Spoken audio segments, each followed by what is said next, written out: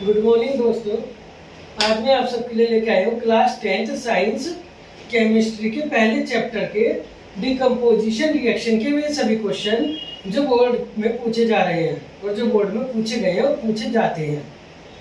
आपके PA1 के test आने वाले होंगे, उनकी कोई तैयारी कैसे की जाए, उनके लिए अच्छे से अच्छी प्रिपरेशन कैसे की जाए और डिकम्पोजिशन रिएक्शन पे आने वाले सारे क्वेश्चन कैसे टिक किए जाए, ये अब हम सीखेंगे। सबसे पहले डिकम्पोजिशन रिएक्शन होती क्या है। डिकम्पोजिशन वर्ड से ही पता चले, डिकम्पोज मतलब तोड़ना, किसी चीज को तोड़ना, डिकम्पोज करना। जैसे बैक्टीरिया है, फंगस है, वो डिकम्पोज करते हैं ब्रेड को और सारी डेड ऑर्गेनिज्म को, सारी गली चीजों को वो डिकम्पोज करते हैं। ऐसी केमिस्ट्री में भी डिकम्पोजिशन रिएक्शन होती है जिसमें हम कंपाउंड को तोड़ते हैं। अब कंपाउंड को तोड़ने के लिए हमें उसे कुछ एनर्जी प्रोवाइड करानी पड़ेगी, तभी तो वो टूटेगा। जैसे मान लो दो दोस्त हैं, उनकी दोस्ती तोड़नी है तो उसमें कुछ उनके बीच में कुछ लगानी पड़ेगी ना, चिंगारी। ऐसी डिकम्पोजिशन रिएक्शन में जो कंपाउंड दिया गया है उसे तोड़ना है तो कुछ एनर्जी देनी पड़ेगी। इसलिए डिकम्पोजिशन रिएक्शन हमेशा एंडोथर्मिक होती है। क्यों? क्योंकि हम इसमें एनर्जी को दे रहे हैं। एनर्जी हम तीन फॉर्म में दे सकते हैं, या तो हीट की फॉर्म में दे सकते हैं जिसे हम ट्रायंगल सिंबल से शो करते हैं और इसे हम थर्मल डिकम्पोजिशन कहते हैं, या फिर हम इलेक्ट्रिसिटी यानी बिजली की फॉर्म में दे सकते हैं। एक सेल लगाकर बिजली चालू कर दो उसके अंदर, इसे हम कहते हैं इलेक्ट्रोकेमिकल डिकम्पोजिशन या इलेक्ट्रोलिटिक डिकम्पोजिशन या इलेक्ट्रोलिसिस। या फिर हम उसे लाइट की फॉर्म में एनर्जी दे सकते हैं, लाइट या फिर सनलाइट। इसीलिए इसे कहते हैं फोटोकेमिकल डिकम्पोजिशन या फोटोलिटिक डिकम्पोजिशन या फोटोलिसिस।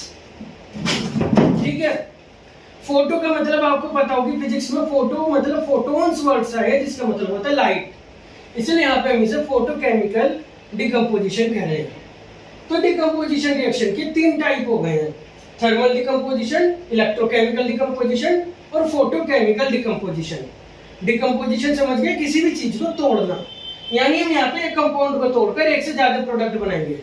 जैसे यहाँ एक कंपाउंड को तोड़कर दो प्रोडक्ट, यहाँ पे भी एक को तोड़ के दो प्रोडक्ट, यहाँ भी एक को तोड़ के दो प्रोडक्ट बन रहे हैं। लेकिन यहाँ पर एक कंपाउंड को तोड़ के तीन प्रोडक्ट बन रहे हैं और यहाँ भी एक कंपाउंड को तोड़कर तीन प्रोडक्ट बन रहे हैं।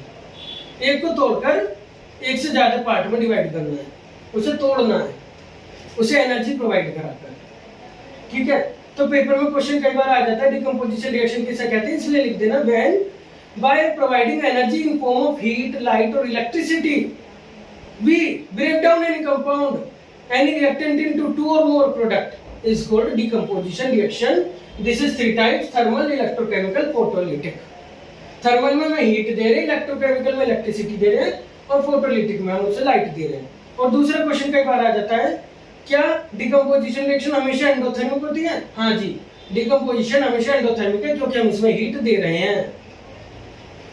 अब इसका पहले एग्जाम्पल देख लेते हैं जो पेपर में पूछा जा रहा है, thermal decomposition of calcium carbonate या फिर thermal decomposition of limestone. Calcium carbonate क्या होता है? जैसे आप ये चौक देख रहे हैं, ये चौक कैल्शियम कार्बोनेट होती है। लाइमस्टोन, मार्बल, वो भी कैल्शियम कार्बोनेट होता है जिससे ताजमहल बना हुआ है, तो कैल्शियम कार्बोनेट होता है लाइमस्टोन। जब हम इसे हीट प्रोवाइड कराते हैं, हीट का सिंबल बनाते हैं ना ट्रायंगल, तो ये देखो आप कैल्शियम कार्बोनेट के अंदर आपको क्या दिख रहा है? कैल्शियम तो दिख रहा है, तो कैल्शियम ऑक्साइड बनेगा। कैल्शियम ऑक्साइड आप जानते हैं क्विक लाइम कहते हैं इसे, और क्विक लाइम का यूज कहाँ होता है? सीमेंट बनाने में। और जब हमने CaO क्विक लाइम निकाल ली तो बच्चा क्या? C और दो एटम बचे O2 के, यानी CO2। तो इसमें कार्बन डाइऑक्साइड गैस रिलीज होती है। इनकी फिजिकल स्टेट जरूर लिख देना, ये सॉलिड है, ये भी सॉलिड और ये गैस फॉर्म में रिलीज हो रही है कार्बन डाइऑक्साइड। तो क्वेश्चन आ रहा है पेपर में कि कैल्शियम कार्बोनेट या लाइमस्टोन को हीट करने पर क्या होता है, या इसका थर्मल डिकम्पोजिशन करने पर क्या होता है। तो इसका थर्मल डिकम्पोजिशन करने पे क्विक लाइम और कार्बन डाइऑक्साइड बनते हैं। और कोई उसका यूज पूछ लेता है, जो प्रोडक्ट बन रहा है उसका यूज क्या है, तो क्विक लाइम का यूज है सीमेंट बनाने में यूज होता है। अब इसकी दूसरी रिएक्शन आ रही है, इसकी लेड नाइट्रेट। लेड नाइट्रेट का क्वेश्चन पेपर में बहुत आ रहा है। लेड नाइट्रेट को हीट करने पर क्या होता है, या लेड नाइट्रेट का थर्मल डिकम्पोजिशन करने पर क्या होता है। लेड नाइट्रेट एक व्हाइट कलर का कंपाउंड होता है PbNO3 और NO3 पे ट्वाइस लगा हुआ है, ठीक है, इसे कहते हैं लेड नाइट्रेट। Pb मतलब लेड और नाइट्रेट। जब हम इसे हीट करते हैं, ऐसे टेस्ट ट्यूब में ले लेंगे हम, नीचे बर्नर लगा देंगे और इसे हीट करेंगे, ठीक है। जब इसे हीट करते हैं तो ये 3 पार्ट में यानी 3 प्रोडक्ट में टूट जाता है। पहला है lead oxide, lead oxide solid form में मिलता है। दूसरा है नाइट्रोजन डाइऑक्साइड, ये गैस फॉर्म में गैस निकलती है। नाइट्रोजन डाइऑक्साइड आपने गैस सुनी होगी, एयर पॉल्यूटेंट भी है बहुत बड़ी, और ये ब्राउन फ्यूम्स की फॉर्म में निकलती है। और तीसरी होती है ऑक्सीजन, ऑक्सीजन गैस।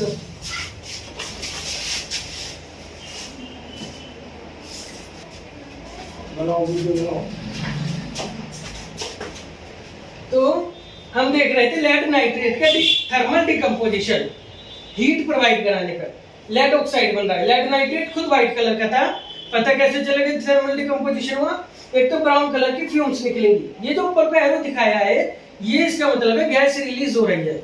या तो आप ऊपर का एरो लगा सकते हो या आप जी लिख सकते हो ब्रैकेट में। और ये स्पेशल ध्यान रखना है, ब्राउन फ्यूम्स बन रही है नाइट्रोजन डाइऑक्साइड की। ब्राउन फ्यूम्स किसकी बन रही है? नाइट्रोजन डाइऑक्साइड की। लेड ऑक्साइड किस कलर का मिलेगा? येलो कलर का रेजिड्यू बनेगा और ऑक्सीजन बनेगी। रेजिड्यू कहते हैं थोड़ा सा पानी में घुल रहा है, थोड़ा सा नहीं घुल रहा। यहाँ पर पेपर में क्वेश्चन डायग्राम से लिया है भाई, एक टेस्ट ट्यूब दिखा दी थी, बर्नर दिखा दिया था, उसे हीट कर रहे थे और ब्राउन फ्यूम्स निकल रही थी। ये पूछ लिया था ये कौन सी रिएक्शन है, तो आपको बताना है थर्मल डिकम्पोजिशन है। ये पूछ लिया था इसमें कंपाउंड कौन सा है, तो आपको बताना है ये लेड नाइट्रेट का थर्मल डिकम्पोजिशन है, इसलिए ये कंपाउंड लेड नाइट्रेट है। और ये ब्राउन फ्यूम्स काहे की निकल रही है? ये नाइट्रोजन डाइऑक्साइड की निकल रही है। तो इस तरह से पेपर में डायग्राम से भी क्वेश्चन पूछा गया है। अब इसमें एक इंपॉर्टेंट चीज आती है, इसे बैलेंस करना। इसे बैलेंस करना बच्चे अक्सर भूल जाते हैं। इसका एक शॉर्टकट बता रहा हूं, 224, बस ऐसे याद रख लो, 224 224। पहला 2 यहाँ पे लगाओ पहले लाइट के आगे, दूसरा 2 दूसरे लाइट के आगे, और तीसरा 4 लगा दो नाइट्रोजन डाइऑक्साइड के आगे। 224 224, बस इसका ऐसे याद रख लो, 224 लगेगा। लेड नाइट्रेट के डिकम्पोजिशन में 224 लगेगा, बस इसका याद हो जाएगा, क्योंकि बैलेंस करने के लिए भी आती है और बैलेंस इसका ऑप्शन में भी आता है। तो बस याद रखना 224 होना चाहिए। ऑक्सीजन के आगे कोई डिजिट नहीं आएगी, आएगी तो 1 आएगी। कभी कभी ऑक्सीजन के आगे कुछ एक्स वाई जेड लिख के पूछ लेते हैं, इसके आगे भी बताओ क्या आएगा, तो इसके आगे कुछ नहीं लगता, तो इसके आगे 1 होता है। जिसके आगे कुछ नहीं उसके आगे 1 है। इनकी वैल्यू है 224, इसकी वैल्यू कुछ नहीं है तो 1 है, ठीक है। ये याद रखना, ब्राउन कलर की फ्यूम्स इसी में बन रही है लेड नाइट्रेट का डिकम्पोजिशन। हर बार ये क्वेश्चन आ रहा है। अब अगला आता है थर्मल डिकम्पोजिशन आपके कोर्स में, फेरस सल्फेट। फेरस सल्फेट एक कंपाउंड होता है और ये क्रिस्टल की फॉर्म में मिलता है, ग्रीन क्रिस्टल। असल में ग्रीन कलर का होता है, हरे रंग का। और क्रिस्टल उसे कहते हैं जिसमें पानी पहले से शामिल हो, केमिकली जुड़ा हो पानी। इसमें पानी के 7 मॉलिक्यूल केमिकली जुड़े रहते हैं। 7 मॉलिक्यूल FeSO4 7H2O, इसे कहते हैं फेरस सल्फेट क्रिस्टल या फिर green crystal of ferrous sulphate. जब इसे हीट करोगे तो क्या बनेगा, पेपर में पूछा गया है। तो याद रखना इसका पानी उड़ जाएगा और फेरस सल्फेट हो जाएगा व्हाइट कलर का, एनहाइड्रस फेरस सल्फेट कहते हैं इसे। फिर एक बार ये भी पूछा गया, अगर इसे स्ट्रॉन्गली हीट करोगे तो क्या बनेगा। जब आप इसे स्ट्रॉन्गली यानी और हीट करोगे तो फेरस ऑक्साइड बनेगा जो रेडिश ब्राउन कलर का होता है, और साथ में सल्फर डाइऑक्साइड और सल्फर ट्राइऑक्साइड 2 गैसें निकलेंगी। ये दोनों गैसें पॉल्यूटेंट गैसें हैं, ये सबको पता है, ठीक है। तो क्वेश्चन यहीं पे आ रहा है कि ये किस कलर का होता है, ग्रीन। हीट करने पे कैसे हो जाता है, पहले व्हाइट होएगा फिर रेडिश ब्राउन होएगा। इसके क्रिस्टल को हीट करने पे पहले व्हाइट होएगा फिर रेडिश ब्राउन होएगा। एनसीईआरटी में सीधा इसी के नीचे लिख दिया गया है ग्रीन क्रिस्टल। लेकिन अगर हम ग्रीन क्रिस्टल 7H2O दिखा दें तो भी कोई दिक्कत नहीं है, क्योंकि क्रिस्टल में 7 मॉलिक्यूल पानी के होते हैं। फिर वो एनहाइड्रस बनता है व्हाइट, और फिर वो फेरिक ऑक्साइड बन जाता है रेडिश ब्राउन कलर का, ठीक है। अब इस पे भी डायग्राम से क्वेश्चन आया हुआ है। मान लीजिए यही वाला डायग्राम दिखाया गया है और यहाँ ब्राउन फ्यूम्स नहीं दिया गया है बस, और ये पूछ रहे हैं कि इसमें हम प्रिकॉशन क्या क्या रखें। तो चाहे कोई सा भी डायग्राम हो, अगर टेस्ट ट्यूब से रिलेटेड कोई प्रिकॉशन पूछी है तो एक ही 2 ही प्रिकॉशन सेम है, सारी प्रिकॉशन जो भी है सेम है। Always use test tube holder. Test tube holder होता है टंग, जिसे हम टेस्ट ट्यूब टोंग भी कहते हैं, उसे यूज करना चाहिए। टेस्ट ट्यूब को पकड़ने के लिए, हाथ से नहीं पकड़नी चाहिए। दूसरी, never point mouth of test tube at you और योर फ्रेंड। टेस्ट ट्यूब का मुंह कभी भी अपनी और अपने फ्रेंड की ओर ना करें, दूसरी तरफ रखें, जिससे अगर उसमें से कुछ निकले तो वो किसी को हार्म ना करे। और तीसरा, जो इसमें वेपर्स निकलती है डायरेक्ट सांस में नहीं लेना चाहिए। Waft gases slowly to your nose, धीरे धीरे ऐसे करके लेना चाहिए जिससे वो हार्मफुल हमारे नोज में एकदम सारी गैस ना आए, उससे सफोकेशन हो सकता है, क्योंकि SO2 SO3 सफोकेटिंग गैसेस होती हैं, पोल्यूटेंट गैसेस होती हैं। तो डायग्राम पे भी क्वेश्चन लगातार पूछे जा रहे हैं, इसलिए डायग्राम से भी आना चाहिए और रिएक्शन तो आनी चाहिए। ये आपको बार बार याद करनी पड़ेंगी, लिख लिख के देखनी पड़ेंगी, रिवाइज करनी पड़ेंगी। ठीक है, ये था हमारा थर्मल डिकम्पोजिशन जिसमें हम हीट प्रोवाइड करा रहे हैं। फिर से एक बार देख लेते हैं। कैल्शियम कार्बोनेट का थर्मल डिकम्पोजिशन पूछा गया है, क्विकलाइम और CO2 बन रहा है, बैलेंस है रिएक्शन पहले से ही। लेड नाइट्रेट का थर्मल डिकम्पोजिशन हर बार पूछा जा रहा है और इसमें lead oxide, nitrogen dioxide, oxygen बन रही है और नाइट्रोजन डाइऑक्साइड की ब्राउन फ्यूम्स स्पेशली ये पूछी जा रही है, बन रही है और ये कलर व्हाइट से येलो चेंज हो रहा है और यहाँ पर डायग्राम से भी क्वेश्चन पूछा जा रहा है। तीसरा, पैरासल्फेट की ग्रीन क्रिस्टल को हीट करने पे क्या बन रहा है, पहले व्हाइट एनहाइड्रस पैरासल्फेट और फिर रेडिश ब्राउन फेरिक ऑक्साइड और साथ में SO2 SO3 गैसेस। इसमें भी डायग्राम से प्रिकॉशन पूछी गई है। स्पेशल प्रिकॉशन है कि इसकी जो गैसेस है स्लोली वाफ्ट करनी चाहिए अपनी नोज की तरफ, एकदम नहीं लेनी चाहिए क्योंकि सफोकेटिंग है। जैसे माचिस जलाने पर निकलती है ना एकदम सफोकेटिंग गैस, वही गैस है ये भी। ठीक है, तो थर्मल डिकम्पोजिशन पे कई बार आ जाता है, एक एग्जांपल दे दो, तीनों में से कोई सी भी एक रिएक्शन आप लिख देना। अब दूसरा आता है इलेक्ट्रोकेमिकल रिएक्शन या इलेक्ट्रोकेमिकल डिकम्पोजिशन या इलेक्ट्रोलिटिक डिकम्पोजिशन या इलेक्ट्रोलिसिस। जहां भी इलेक्ट्रिसिटी वर्ड आ गया बस एक ही रिएक्शन सिलेबस में है, वाटर की।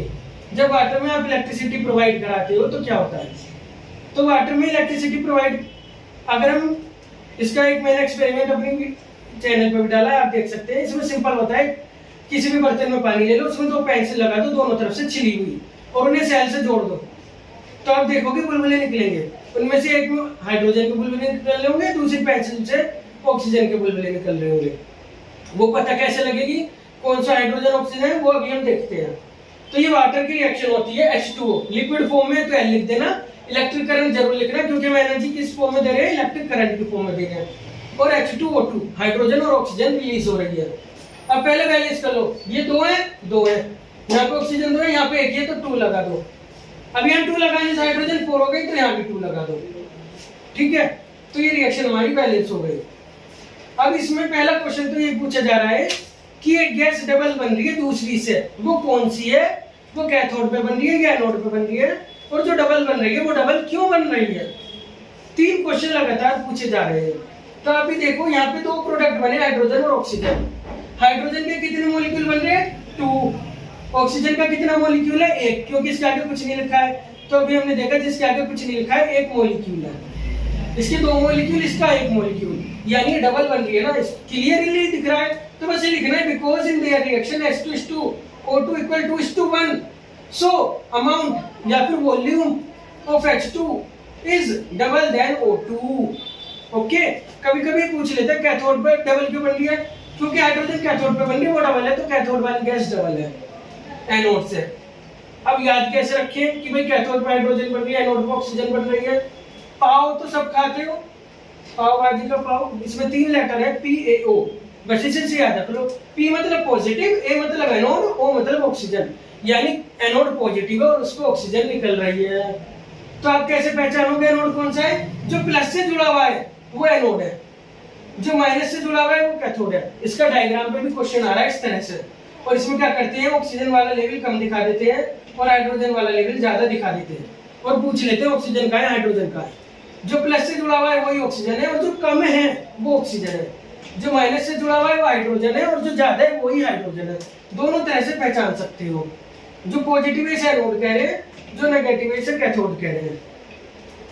ठीक है, अब इसमें एक क्वेश्चन और आ रहा है कि इसमें जब हम रिएक्शन करते हैं तो ये स्लोली होती है, लेकिन अगर आप इसमें नमक यानी कोई सॉल्ट मिला दो या एसिड मिला दो तो तेज होने लगती है।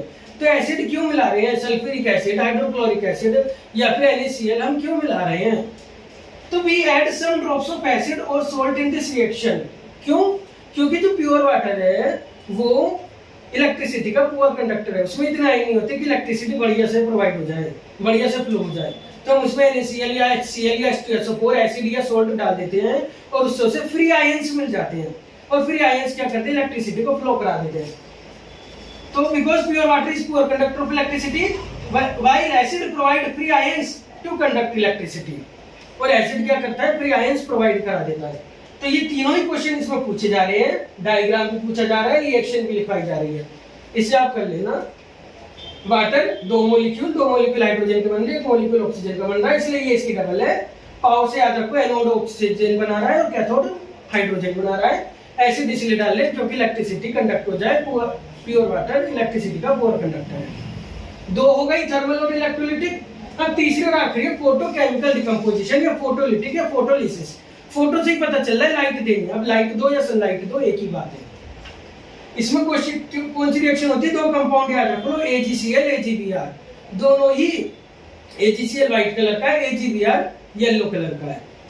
AgCl दोनों ही सॉलिड फॉर्म में लेने हैं, AgCl व्हाइट कलर का है, ये येलो कलर का है, ठीक है।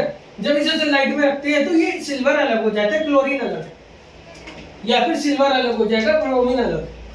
सिल्वर हमेशा ग्रे कलर का होता है, ये आपको पता है, चांदी Ag ग्रे कलर का होता है, तो ये व्हाइट से ग्रे बन रहा है, येलो से ग्रे बन रहा है।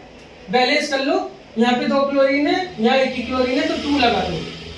अब यहाँ 2 सिल्वर हो गए तो यहाँ भी 2 लगा दो, 2 सिल्वर हो गए, ऐसे यहाँ भी 2 लगा दो, यहाँ भी 2 लगा दो, बैलेंस हो गई, ठीक है।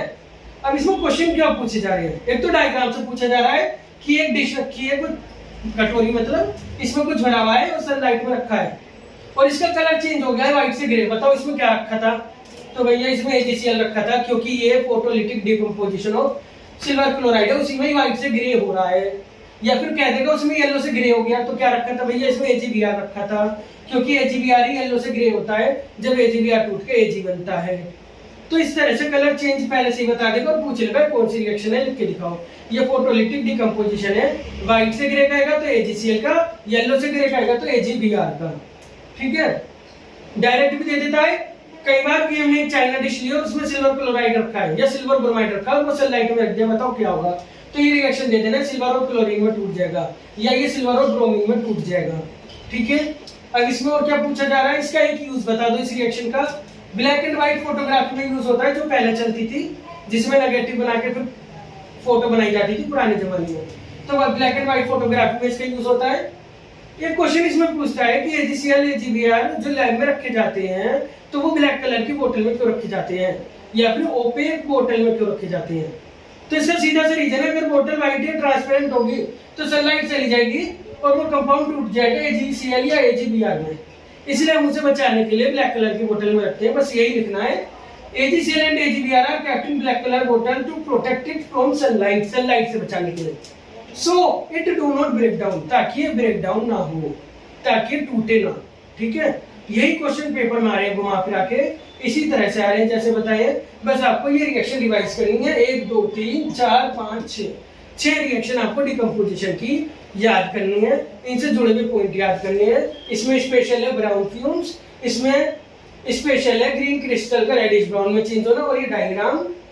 इसमें स्पेशल है कि कौन डबल बन रहा है H2, कौन एनोड पे बन रहा है ऑक्सीजन, क्यों बन रहा है डबल, क्योंकि इसके 2 मॉलिक्यूल है, इसका एक ही मॉलिक्यूल है, और एसिड क्यों ऐड कर रहे हैं, जिससे इलेक्ट्रिसिटी कंडक्ट हो जाए। इसमें क्वेश्चन बनता है यूज का है ब्लैक एंड व्हाइट फोटोग्राफी में, और इसके अलावा इसे ब्लैक बोतल में क्यों रखते हैं, ताकि ये सनलाइट की प्रेजेंस में टूटे ना। इसके अलावा ऐसे भी पूछा जा रहा है कि अगर हम इन्हें सनलाइट में रखेंगे तो क्या रिएक्शन होगी। एक क्वेश्चन ऐसे लिया है डिकम्पोजिशन रिएक्शन में जो 3 टाइप है उनके एक एक एग्जांपल दे दो, तो तीनों का एक एक एग्जांपल लिख देना पेपर में, जैसे भी पूछा जाए वैसे लिख देना। बैलेंस कर लिखनी है इक्वेशन को, उनकी फिजिकल स्टेट भी बतानी है, ठीक है। Thank you.